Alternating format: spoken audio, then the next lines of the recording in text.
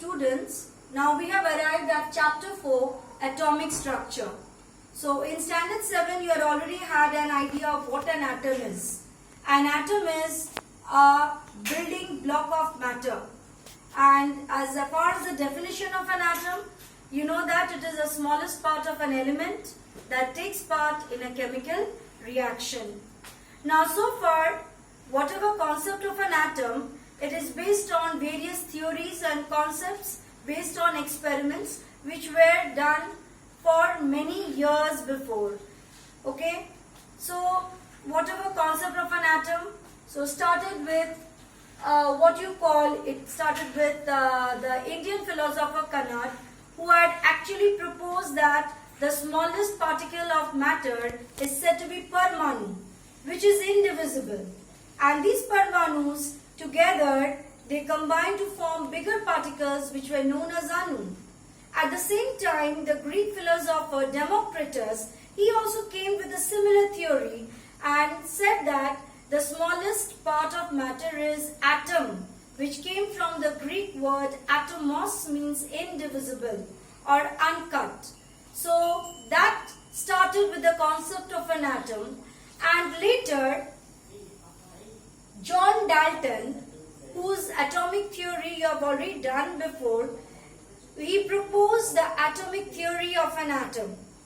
He also said that atom is the smallest indivisible part of matter, and for many ages after, we had taken Dalton's atomic theory to be the main theory and the concept of the atom.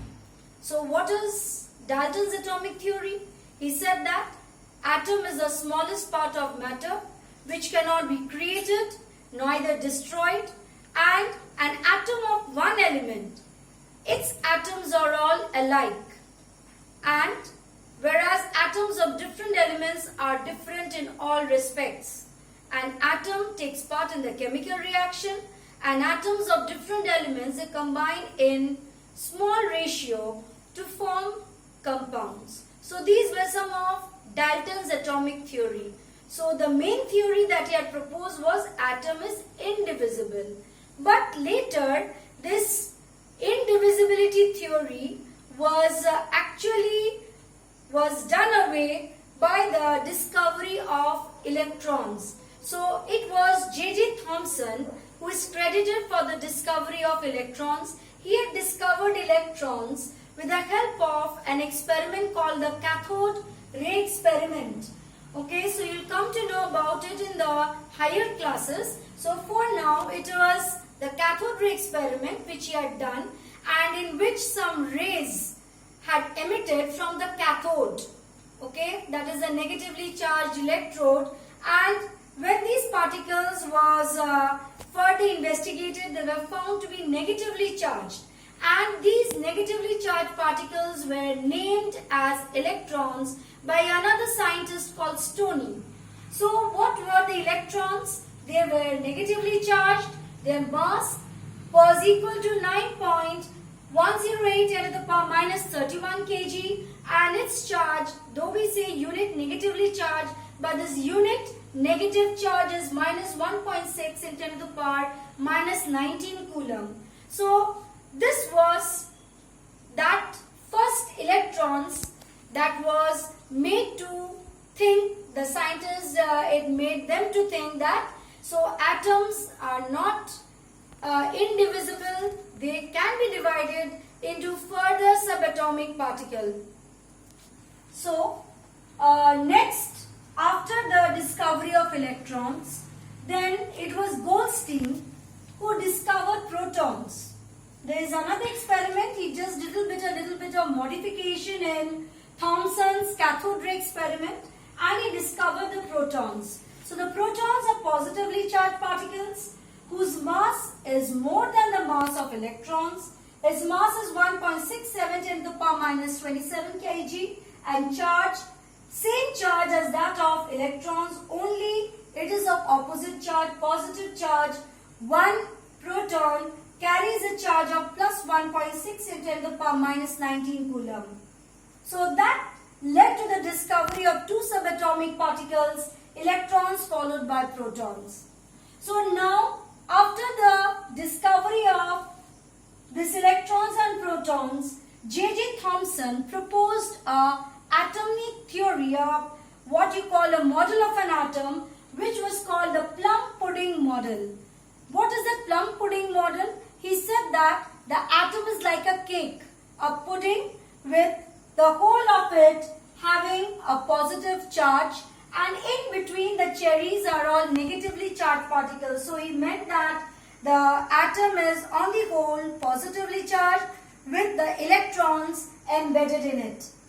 But that proposal of this plum pudding model was done away with the discovery of Rutherford's nucleus.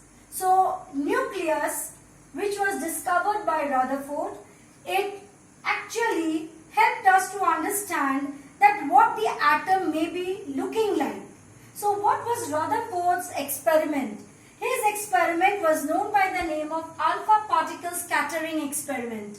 So this alpha particle scattering experiment, what he had done actually, he had taken a thin gold foil and he bombarded alpha particles through it. Now alpha particles are already positively charged particles. Okay. So when he found that most of the alpha particles, it passed without any deviation.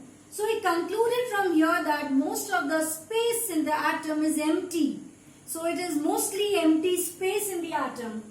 There were very few deviations. So some alpha particle, you know that positive, equal, same charges repel each other. So since alpha particles are positively charged, so they will repel whenever they come across a positively charged particle. So when they actually came in the center, that is actually having the nucleus, which takes this positively charged protons, so naturally they were repelled by the nucleus, and that made the alpha particles to be deviated. So that led to Rutherford to say that an atom actually consists of a very small part at the center of the atom, which is called the nucleus, which actually has the positively charged protons, and at very large distances from the nucleus there are the electrons that are moving around the nucleus, that is the electrons. So after this, then till that time we had not discovered the neutrons. The discovery of neutrons came after that, and it was discovered by another scientist by the name of Chadwick. So till Rutherford's model, these are what you call the history, how it led to the modern concept of the atomic model.